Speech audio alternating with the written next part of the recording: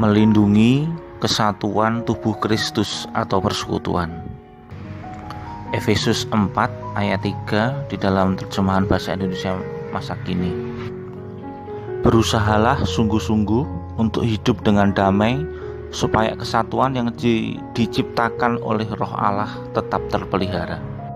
Tuhan Yesus menghendaki kesatuan dari umatnya, seperti di dalam Yohanes 17 ayat 20-23, yaitu doa Tuhan Yesus.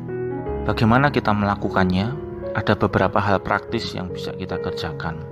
Yang pertama, kita memusatkan perhatian pada persamaan-persamaan yang kita miliki, bukan perbedaan-perbedaan kita.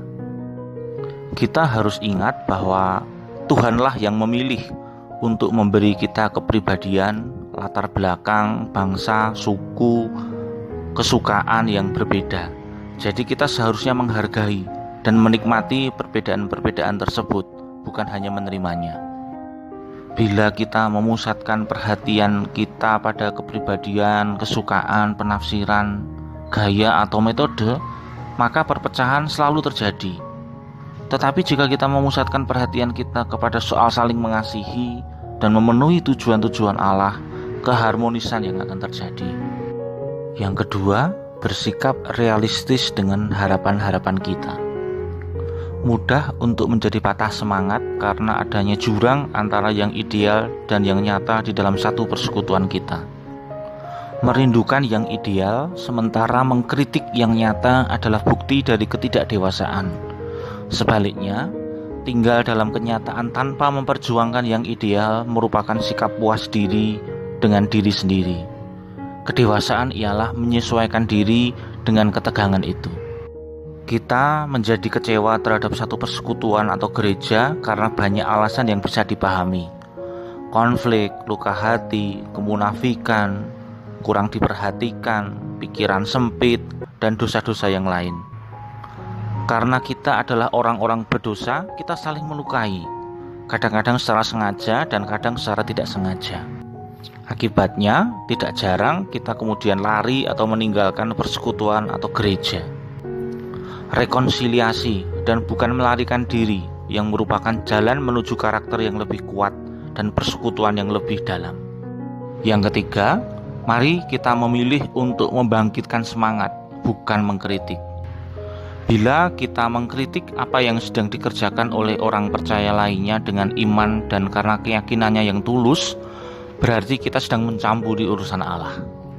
Roma 14 ayat 4. Siapakah kamu sehingga kamu menghakimi hamba orang lain? Entah ia berdiri, entah ia jatuh, itu adalah urusan tuannya sendiri.